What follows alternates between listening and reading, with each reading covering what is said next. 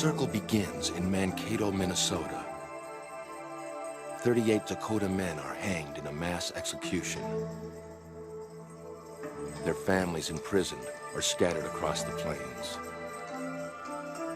When the wars ended, the cultural war began.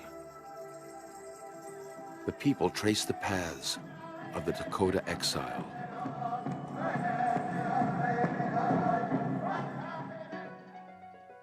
Minnesota Centuries, the story of the people, places, and events that have made us who we are.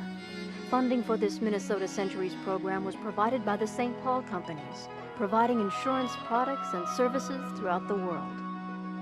Additional funding was provided by the Minnesota Humanities Commission in cooperation with the National Endowment for the Humanities and the Minnesota State Legislature.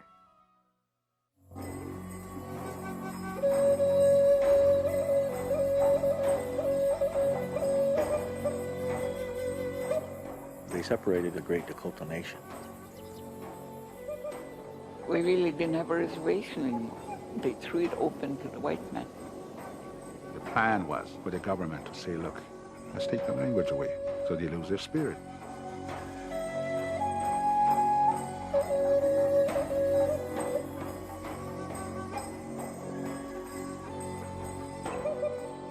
Yes, we were oppressed people, but we could say that we have survived. Nobody's going to shut us up now, huh? We are going to stand up for what is rightfully ours, huh? When I go back into Minnesota and I see how rich it is, how black the dirt is, what comes into my mind is that we lived here. I mean, we lived here one time.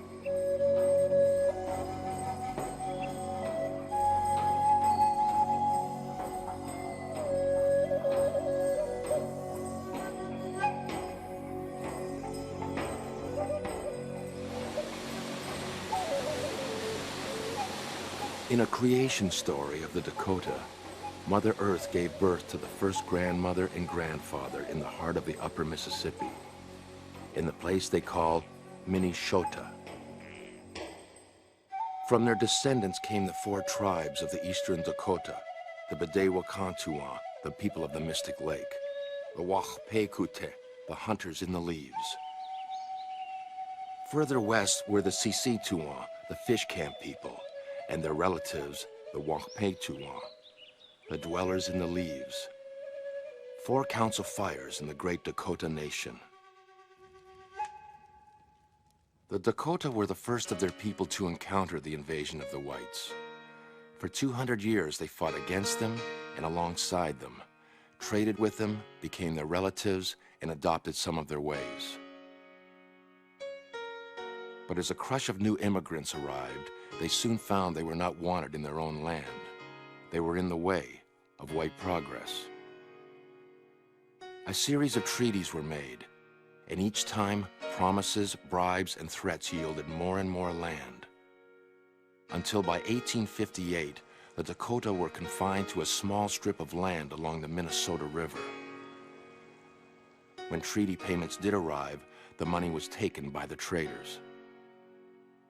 And the trader said, well, the Indians owe me that because they've been ichazoing here, getting credit.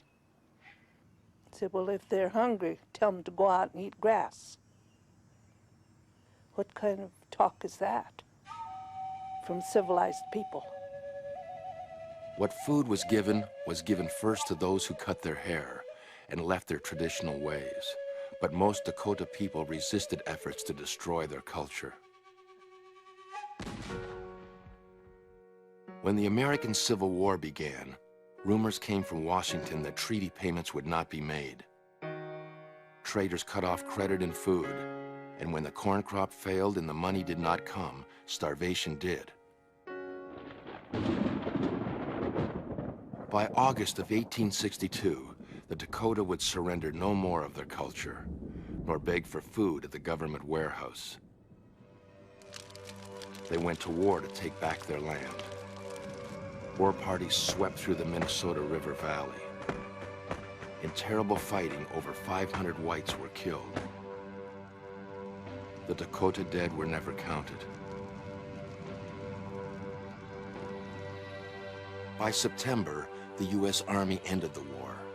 Most of the Dakota chose to flee. It was the last time they would live together as one nation.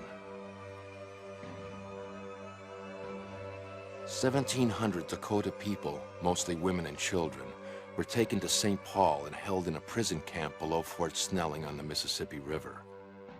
Politicians called for exile or extermination, while the press fed the hysteria. There was almost no truth being allowed out about us. Everything that was being said about us was a creation of some person of European descent's imagination of how to stir people up against us. Military trials condemned over 300 men. In a compromise with the state, Abraham Lincoln lowered the number to 38.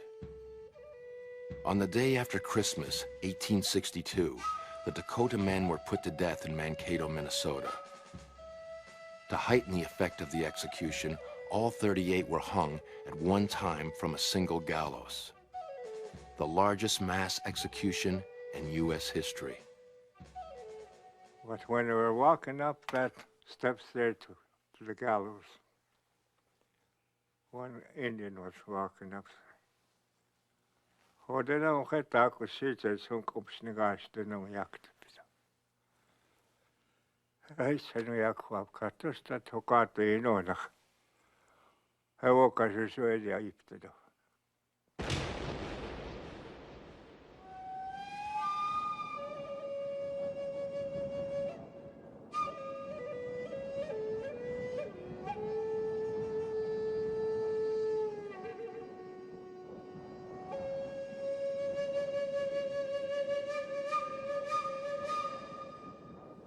But I was glad when an eyewitness told about how they went, they had sung their death songs. They didn't flinch or hang back, just went. That's the Indian philosophy too. Whatever is going to happen is going to happen. In the despair that followed the hanging, the missionaries found their greatest success among the Dakota. Conversions were many. They made a bonfire of sacred medicine bundles. The hanging, it had to have hurt the tribe as a whole, their spirit. You know, this whole group of people that lived in Minnesota one time. And possibly, you know, the spirit hasn't recovered yet, you know. The prisoners at Fort Snelling did not fight during the war, but this distinction was lost on the citizens of Minnesota. After a bitter winter, the survivors were packed onto steamboats and exiled to Dakota Territory. Well, they weren't only forced to leave, they almost manhandled them to leave. And they were so packed, they were taken out. Further south on the Mississippi, one of the boats transferred prisoners to railroad boxcars. They were taken overland to a point upstream on the Missouri River. There, all 1,300 prisoners were crowded into one boat. One missionary compared their conditions to the Middle Passage of African slaves. The boat would stop at times to bury the dead. Their new reservation was a drought-stricken place called Crow Creek. Chonki jakse hechia doketuha. Dakota ki hachona umpi. Sa ojuha hu iak bebeni heched hu ki hena snipik deshni. Wea ki hena sa ojuha ki hena akichita etaha ichupi. Heake hena isto waniche. Michakbi washtewu. Food rations were in short supply, but the government agent would not let the Dakota leave the reservation to hunt. 300 people died the first winter. The surrounding hills were filled with children's graves.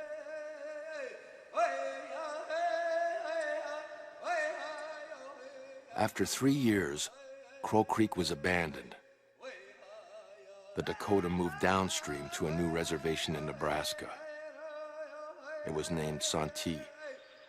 At the same time, the last Dakota men were released from a military prison in Davenport, Iowa. Together, they would build a community. We had our rations, but we lived off the land, the berries, planting our own corn, the fish, the game.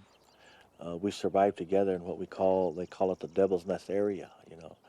Brazil Creek area, Hall Creek area, and the Santee here, Port District, but we survived together. We're in an isolated pocket, not only in the state of Nebraska, but also from our brothers and sisters. And we have always stressed this to other Dakota bands, that we're still in exile from our original homeland.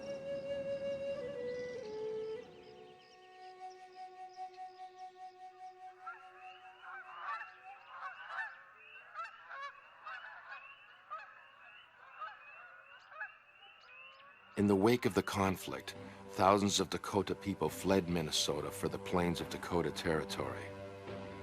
The government sent the army to find their camps and destroy them. And my grandfather was the one that told us he walked. When he was 4 years old, he left Minnesota. They fled. But hardly ever slept that night. They had to get up and go. And they came here and it stopped here. The Dakota took refuge among their relatives, the Ihonktuwa, on the shores of a lake that was a traditional winter haven. White people called it Devil's Lake. This is Minnewakan, holy water, spirit water, mystic water. Among the refugees was a young Sissetuan chief named Tatanka Najin, or Standing Buffalo. Standing Buffalo had spoken out against the violence in Minnesota. But as the war ended, he could not trust the Americans to be merciful. He and his people would wander for years without a home.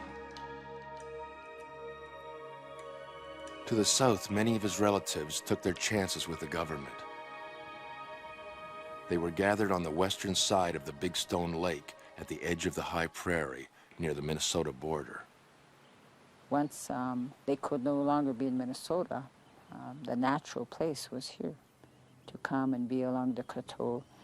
They offered them protection. They knew where the water was, knew where plants were, food.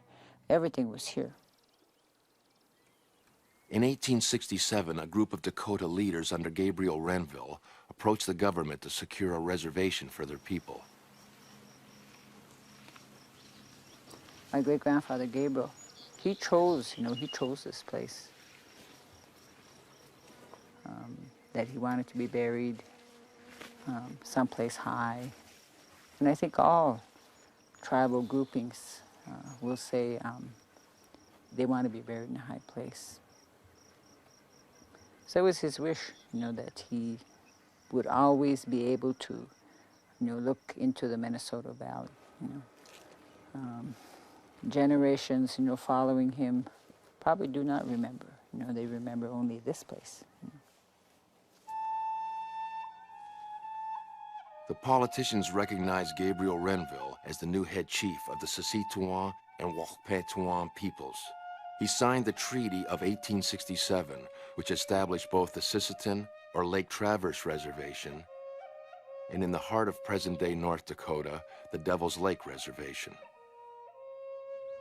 After 1862, when everything calmed down and the government had to relook at its policy, a great wrong had been done here, and they had to decide where all of these people were going to go. The leaders of the time chose this place. Gabriel Renville remains a controversial figure. Many of his actions created divisions among the Dakota, which linger still. But like many Dakota leaders, he defies an easy stereotype. In the winter of 1862, Renville had been a prisoner at Fort Snelling. There he buried many of his relatives. In exchange for the release of Dakota prisoners, he offered to scout for the army. And later in life, though most Dakota farmers were Christianized, he resisted conversion. I used to hear comments about my great-grandfather. He was the chief of the scouts. He did this and he did that, And for a time in my life, I had a hard time dealing with that. And I said, I don't believe this, what they're saying. But I think it took time to understand that here was a man caught in the middle. Who am I to say, or anyone else to judge how a man is? when I looked at it that way, I said, you know, if they pointed a gun at my great-grandfather and were going to shoot his family or shoot the people, he had to make a choice of wanting his people to live, because he made a decision that affected all of us.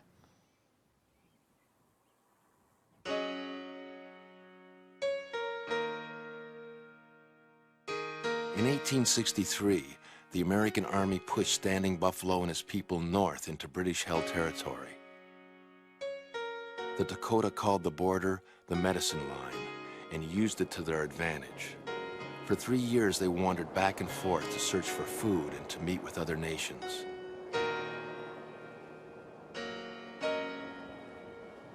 By 1865, Standing Buffalo arrived in northeastern Montana. The Assiniboine were the dominant nation in the area. As distant relatives, the Dakota understood their language, but they had been enemies for hundreds of years.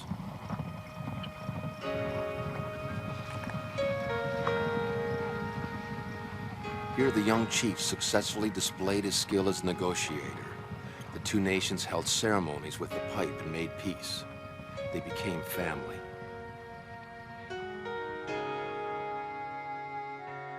Non-Indians thought Montana wild and unsettled. For the Assiniboine and Dakota, the land was their lifeblood. Montana held the last of the great buffalo herds in the United States. And by 1860, more and more of the Dakota Nation moved into the region. In spring of 1871, 500 lodges of various Dakota bands were competing for space with other nations. Fighting broke out, and Standing Buffalo was killed in battle. His son and some of his followers moved north into Canada. Later that year, the Fort Peck Indian Agency was established to serve both the Assiniboine and Dakota people. The reservation was 110 miles long and 40 miles wide, encompassing over 3,000 square miles. Living alongside the Assiniboine, the Fort Peck Sioux tribe is represented by the Sasituan, Wakpetuan, Hunkpapa, and Ihunktuwani. Once the buffalo herds were gone, the cattle companies moved in, and the cowboy lifestyle became part of the Dakota experience. Rodeo champions are still born and raised on the Fort Peck Reservation. Fort Peck is typical of a number of reservations with small pockets of Dakota people. But while the Dakota searched for their relatives in the United States, a large part of the family was missing. It was about the same time, early 1970s. Somebody told me that I think 2 days before the group was leaving that we were taking a large bus into Manitoba, Canada. And I said, why? Why are you guys all going up there? And they said, because some of our people are up there. I said, what do you mean? Somebody from Morton went up there? And they said, no, they've been living up there since 1862. And I said, you got to be kidding me. The Dakota fought alongside the British in 2 wars against the Americans. Now, in time of need, they came to the north. When the uprising took place, before that they were left with a promise from the British government that if we ever encounter any problems with the American Army, to come back, look north. If you see red, white, and blue in the clouds, head back that way and we'll look after you. Some of them, after 50 years, they still remember that. Stories of the war in Minnesota arrived in the British territories before the Dakota. They've been regarded as refugees ever since. Today, the tiny Dakota reserves are scattered across the Canadian Northwest. Many in the same locations as when they first arrived in 1862. The people of Standing Buffalo's band set up camp on the shores of the Qu'Appelle Lakes in present-day Saskatchewan. A band of the Wakpetuan found their home on the Assiniboine River in west-central Manitoba. It came to be known as the Sioux Valley Dakota Nation.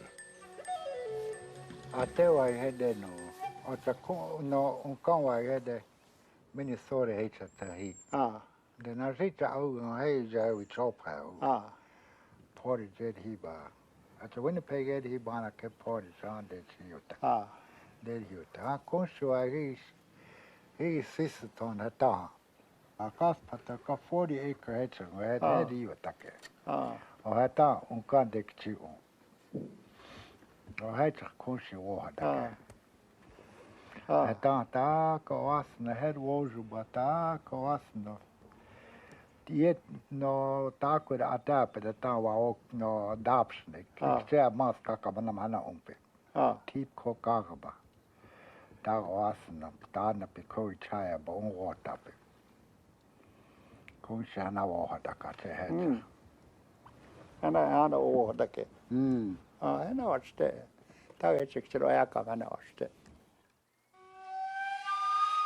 Because the Dakota had not relinquished lands to the Canadian government by treaty, they were not given the same benefits as other Native peoples in Canada.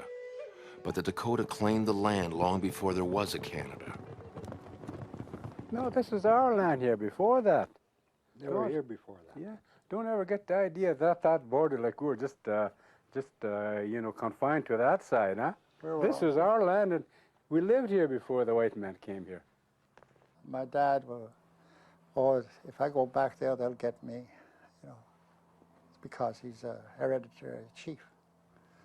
So they were afraid of that. At that age, they were sort of reluctant to go back into states. They were even afraid to talk about it. Yeah, well, they're even afraid to talk about it, you know.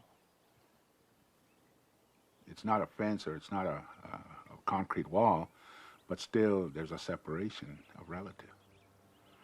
And we still speak about relatives in a close manner, and still there is the boundary there. Living in sparsely populated areas, the Canadian Dakota were more insulated from the effects of European colonization. As a result, they have managed to retain much of their language and culture. Not only had they survived, but they'd stayed strong. It was like a family reunion.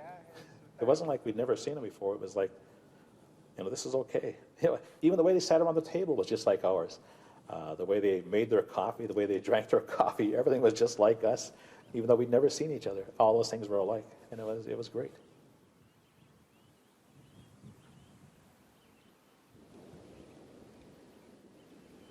I've heard a lot of Indian people say that they didn't care about property. And they said as long as the reservation stands, we'll always have land. As the West filled with Yankees and Europeans, the government came under more and more pressure to open the reservations for settlement. They claimed the Indians were not using the land. In the East, self-proclaimed friends of the Indians were deciding what was best for Native peoples. The answer to the Indian problem, they said, was for Indians to give up their tribal lands and become individual property-holding farmers. How do we quickly implement a system for assimilation? And the quickest way to do is individualize those people and make them into farmers and put a boundary around them. And then when we do talk about farming, it becomes a purpose of a person's own materialistic image. It's no more the life of the tribe. In order to satisfy both reformists and land-hungry whites, Senator Henry Dawes of Massachusetts introduced the General Allotment Act of 1887, which stated that each Indian family would receive 160 acres to farm and be instructed on how to use the land properly. Then the land that wasn't allotted to Indians was open for homesteading. I don't know, maybe it's safe to say at least half the reservation was lost. But isn't that crazy, huh? They say, here's your boundaries, this is yours now. Okay, fine, we settle down here. And all of a sudden, no, we're going to give you each 100, we're going to give you 160 acres apiece. And you make use of it in a good way. What about the rest? How about our kids? No, your kids are going to inherit your land, what we gave you. After being uprooted by the government so many times, some Indian people thought the allotments would guarantee them a home. But the people from the Sisseton Reservation had seen it all before. If you read the 1867 treaty, it states in there that heads of household would be allotted 160 acres. So even before Henry Dawes came up with the legislation, it had already been tried here, and it failed. Because again, land was the concession, that Dakota people had to make. It didn't matter whether or not it worked. The government had taken advantage of a decline in the native population to open the reservations for settlement. By the time the Dawes Act came to an end, native lands had been reduced by more than 2/3. Half of what was left was too poor to farm. My great-grandfather, he died of a broken heart. This land that he thought would be here for generations to come. And that's how older people look at land. They say, we're not going to own this land. It's here for our use and for generations to come. As they come, they will use this land. But the Dawes Act was more than a conspiracy to gain Indian lands. It was an open attempt by the government to assimilate native peoples into mainstream American society. The goal was to Americanize Native Americans. And on the reservations, Indian agents saw native language and spirituality as barriers to that goal.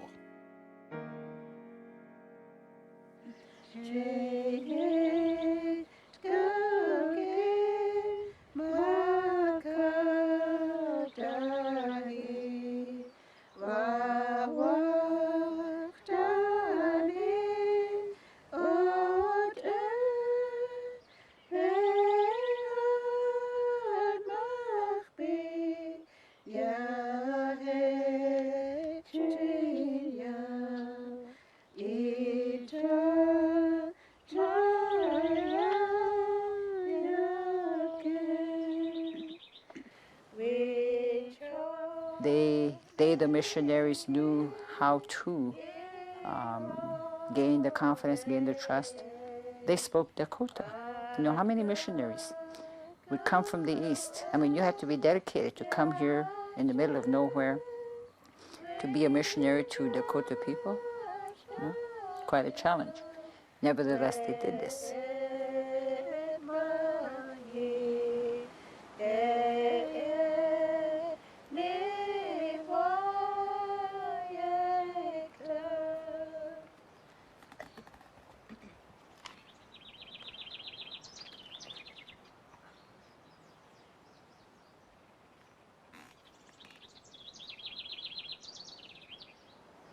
My grandpa and my grandma, they're tough Indians.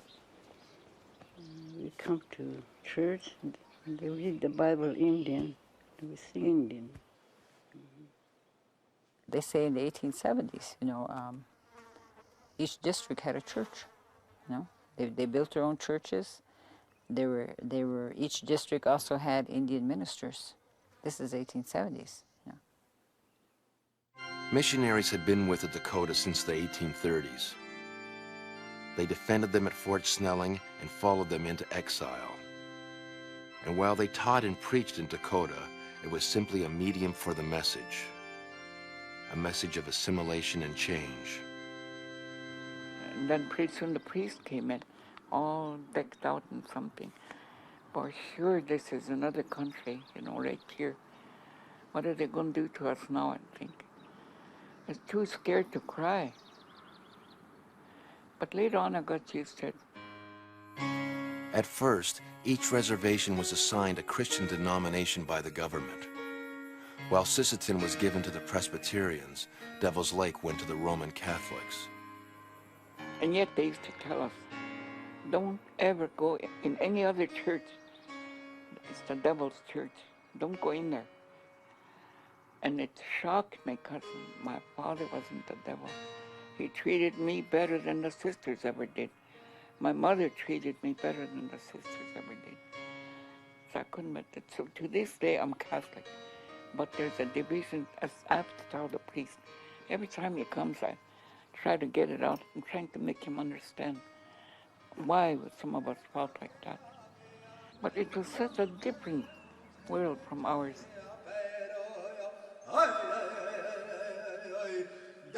And I used to watch my grandfather. Every morning, before the sun come up, he's outside and he's praying. Sometimes he sings, sometimes he doesn't. But he's, he's talking to the Great Spirit in his own language, but he's praying. From the time the reservations were established, Indian agents and missionaries tried to stop traditional ceremonies and dances. In 1883, the Commissioner of Indian Affairs issued a ban on what he called the demoralizing and barbarous customs of the Sioux. Who you are, your own identity, is very important. Cultures are part of that, languages are part of that, your beliefs, your ceremonies, that's a part of you. Being who you are far outweighs anything you would have to do in the non-Indian world. And they discouraged like powwows, dancing, any of these things, but they were carried on in secret. I thought we were the first to initiate a sweat lodge ceremony on this reservation. Here I found out that our elders had it, but it was way in the back. Only 3 or 4 people would pray in that way, and they wouldn't even tell their peers, because that's how much fear was implanted into our people's minds, that was bad. But they held on. They kept it going. They kept it going. They liked to go to these Indian ceremonies, but they wouldn't tell us where. But I knew that they were being held someplace. I wanted to see it so bad, but my father wouldn't take me. I remember my mother, she said when she was little, they would have powwow over cheapie, and then they would have to cover up all the windows, with blankets. They would have the kerosene lamps on, but they would cover up all the windows so no light could go out. And then, of course, they walked there, so there weren't any horses or whatever. But she said that's the only way they could have powwow. They had a Sundance in Wolf Point one time. I was really young then. I must be about 8, 9, 10 years old.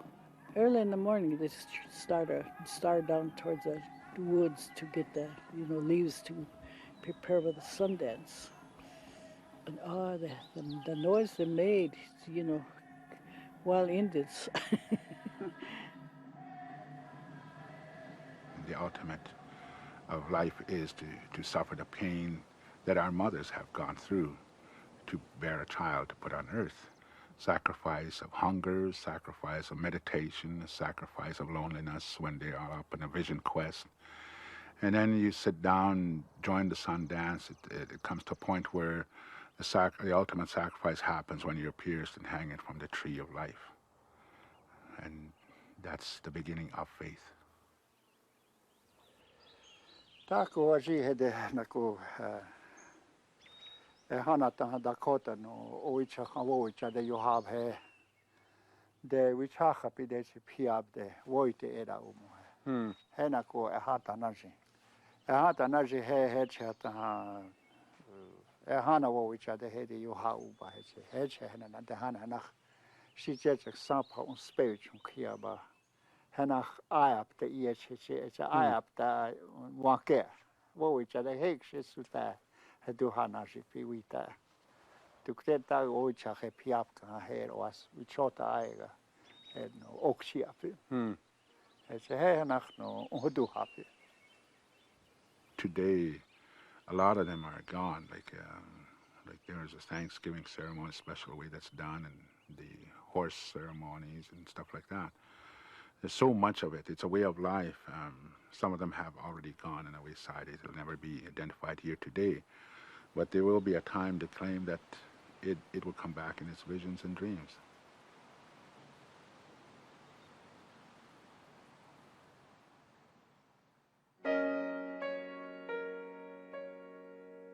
For untold generations, the children learned the Dakota way of life from their elders. And through turbulent times, the keepers and teachers of language and culture were the grandmothers. When we stayed out at my grandma's out at Crow Hill a lot. Once we'd say, we want to go to Corn Sheaf. So they'd take us and drop us out there, and we'd stay. We'd stay for a long time, a week at a time. And then in the evening, when we had a big teepee outside all the time in the summer, and we slept out there. In fact, that's how I would go to sleep, hearing her tell about things. They kept everything going. They're tanning, beating, with moccasins, star blankets. The grandmother is one that would teach the boys and the girls about the language and the humbleness of the grandmother's way of language, emotion of the language itself, the sacredness of the language itself. What has to have respect and honor is within the language as the grandmother would teach the children, the grandchildren. The most obvious targets for assimilation were the children. The government found that boarding schools were the most effective way to strip them of their language and culture. The schools cut into the fabric of Dakota culture like a million little knives. Imagine little tiny kids. I was only 5 years old when I first went to school. It was such a strange place. Strange buildings, strange smells. Like, you know, when you're 6 years old and you're away from home for 9 months, and your parents can't get to you even to come and visit you because they didn't have no car. It was pretty hard, you know, because I went through that life, you know. I sort of remember people standing all around me, talking to me, and I couldn't understand them. And they were calling me a name I didn't know. They were calling me my English name. It was military style, you know. I was always in Company E because I was so short. When my sister was in Company D, I'd look for her and see if I could find her, you know. Stand up straight. You couldn't turn your head. You had to just stand there like that. They took us to school like that. They took us to meals like that. Everybody was dressed alike. Your dresses were all alike. Your shoes are all alike. And you were allowed one pair of shoes. And if you destroyed those shoes any way or form, you were punished. All the life skills that you can think of, you're taught there. Feed pigs, chickens, or handle horses, or cows, or bulls, or whatever. It was all there. And I learned that at school, and that's how I made my living after I left school. And my mother wanted me to take home economics, so you can learn how to cook and sew and become domesticated. You had to work certain shifts, you know, in the dining room, or you had to work in the laundry, or because we went to school just half days, and you had to work for a living or work for your keep the other half day. The boarding schools were small worlds unto themselves. Student farmers grew wheat, student metal workers fixed the plows, and student bakers baked the bread. But the Indian schools did more than teach European ways. They denied Dakota ways. Their philosophy was, kill the Indian and save the man. What I like to obadakochi, takomani no iwaiktik I'll have to use the foreign language, the white language, you know. I'll have to use that because boarding school, some of the things I wanna express into a powakish, so I have to use the foreign language. The children will come home and say, we cannot speak Dakota, it's against the law. They say that it's Satan's language. You know, it's language of the unseen, the bad side. We cannot speak it. We weren't allowed to talk our language, so that most of us forgot our language, you know, because I could talk fluent Dakota. But over the years, I start losing it because you only could talk English. If you said something to another student, you get your hands slapped with a ruler. In those days, you were punished with a strap. They had a strap that they strap you with. And then they'd make you kneel in the hall, and boy, your knees got sore. You got punished maybe for 2 weeks or 3 weeks at a time. And I think a lot of those people that went through the boarding schools and suffered and to great amounts have lost their spirit. And that's what they say, they got to find their spirit in order to heal. I know when I went to school there, like, they took everything away from me, my language first, and then the white man's ways was pounded into me, but when I got out of school, like, you know, it wasn't my roots, And I even wake up crying. As old as I am, I'm in my 70s, I even wake up crying sometimes because I'm dreaming I'm being taken back to the Indian school, you know? We dreaded it, but we had to go. Like what they took away is a way of life, a way of spiritual strength, something that should be left untouched.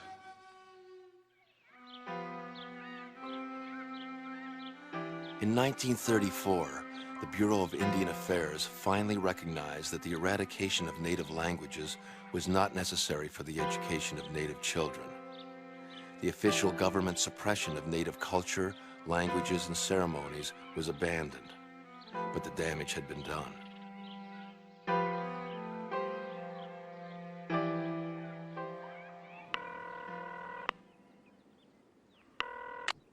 My did Dakota unkiapte käpjä. Dakota unkiapte.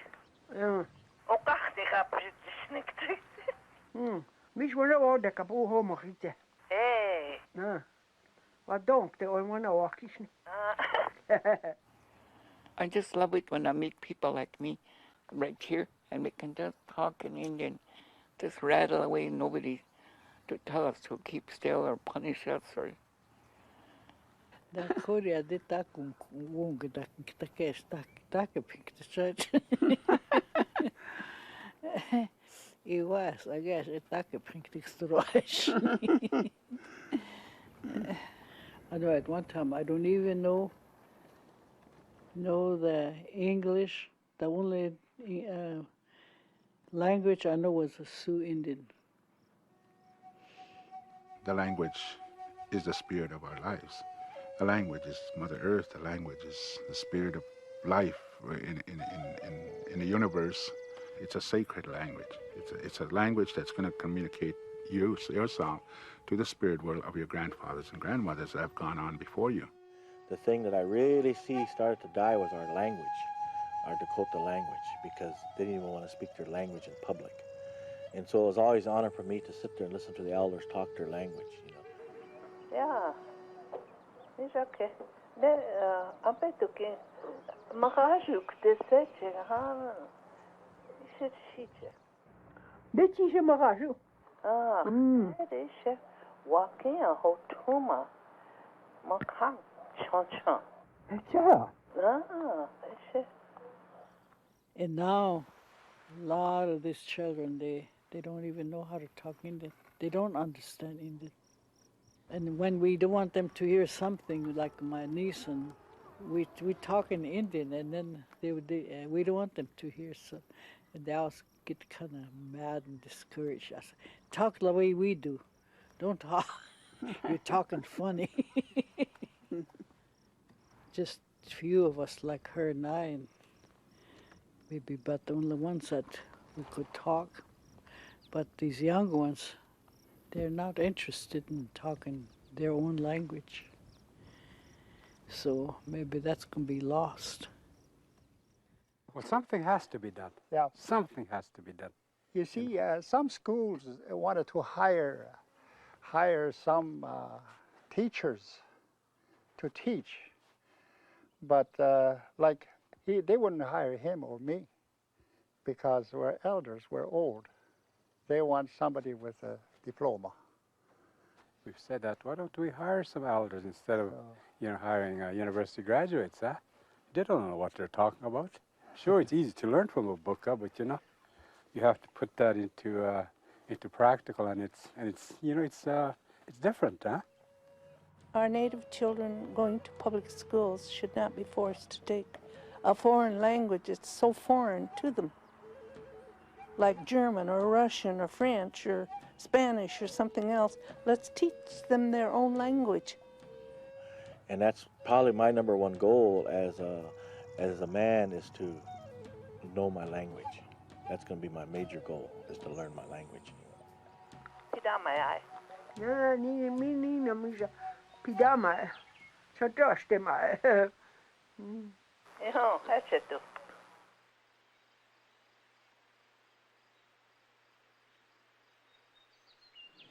I'm very proud that my family chose to come back. I have a great deal of respect for all of my Dakota relatives, but I'm very glad my family came back. In 1862, the governor of Minnesota called for the extermination or banishment of every Dakota within the state's borders. There was a $200 bounty placed on their scalps. Still, after 20 years of imprisonment and exile, a few people returned, some to the Minnesota River Valley, where the violence first started. When my mother and father first came, they lived below the hill. They said up the top was all barren. There was no one except farmers here and there. And the farmers would shoot at them if they came up. But they all came up to church. The church was here. And they said as they came up the road, the families, each one would come out and meet them. By the time they got up here, there'd be a lot of them with their children. The church was safe for them, but after that, they'd go right back to the woods, you know. They had to stay hid most of the time. Trickling back from South Dakota and Nebraska, a handful of families formed the nucleus of the Birch Coulee settlement at a place they called Transhayapi. They paint the trees red. By 1886, there were 16 teepees and a few small farms near the banks of the Minnesota River. The 1880s was essentially when the biggest number came back. We bought the land we'd never been paid for. Paid for the land that was our land that was taken away, and it's hard to understand, but buying land that was ours that someone else took away and promised to pay, we had to pay for it, even though it was ours. We didn't have money to go buy meat. We had to go hunting and fishing and so forth, and if we didn't get anything, then we didn't have any meat that day. So we grew up on a lot of potato soup. They thought all the Indians were dying, and they called us the disappearing race. They didn't know we were back in the hills.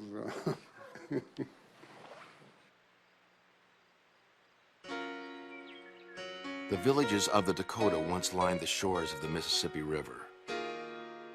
Towns like Red Wing and Wabasha were named for their chiefs. In the late 1870s, stories began to circulate that Indians were camped on an island upriver.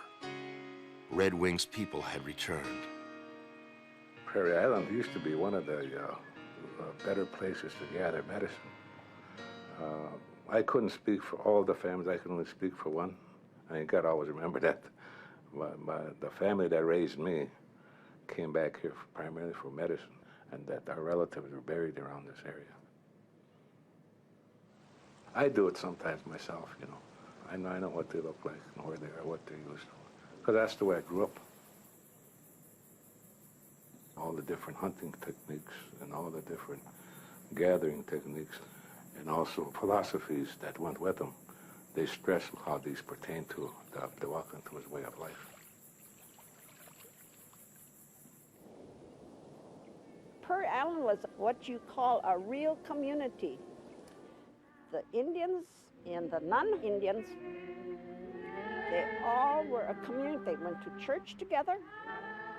They had social gatherings together. A few white farmers helped shield the Dakota people from the outside world, and the Dakota helped them in return.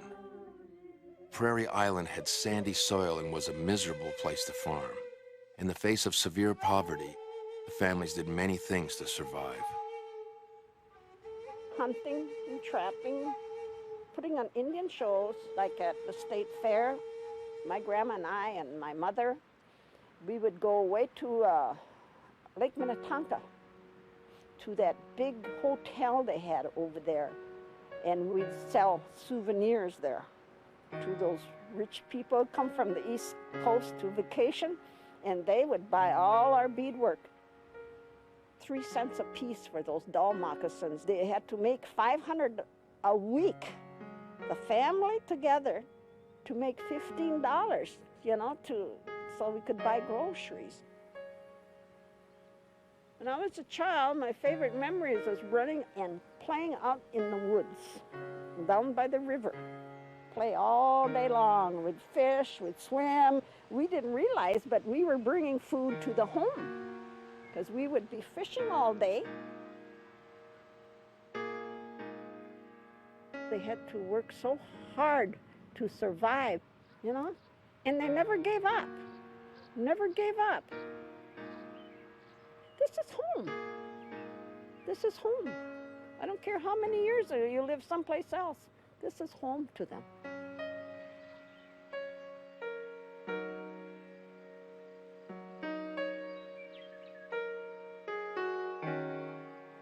I think there's no question that there is going to be reunification in Minnesota. Maybe we're not all going to move back, but we're all going to come back and we're all going to put together what needs to be put together. We're going to put that circle back together. A healing has to begin with the spiritual part of us, you know, and I don't think that's happened, you know. It takes a long time, you know, for the spirit to get well.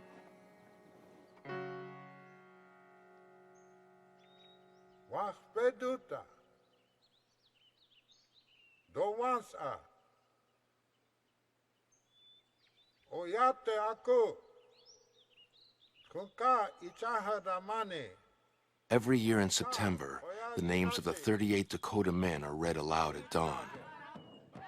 Food is offered for their spirits, and Dakota people from every community gather at Mankato, the place of the hanging, to honor their memory. And every year, eagles fly overhead as the drums and voices rise up from below.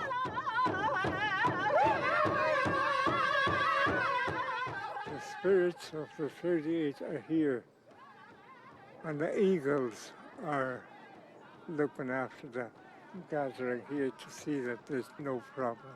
That's why they come here. To be who we really were meant to suffer loss of our home and loss of many of our lives and loss of our rights as human beings. But it was so powerful that it was worth maintaining that differentness. And we still feel that way. That's why we still do the Mankato powwow. That's why we still do it. And that's why we insist that we have to start teaching people who we are. And no more nachma cheese, no more hidden things, but to begin telling people this is who we really are. This is who we've always been. Way down inside where it really counts. This is who we really are still.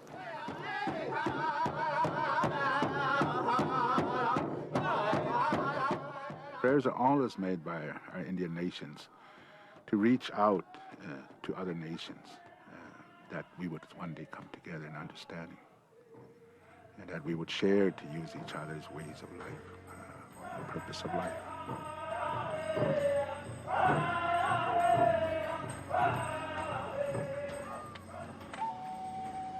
How to consider? Ato kantaka. Kuya hito dedon siya takto kukupecha. Hana tokata kia shitecha wakapka. Hana upachne kabastodiat. Hechomata devita ya uyankabade. Ka okta ukawita okta hi. Oshon pidaba on kuaba ejon tompo. Koda pichia puaste vichakaya. Unkakshi haftido.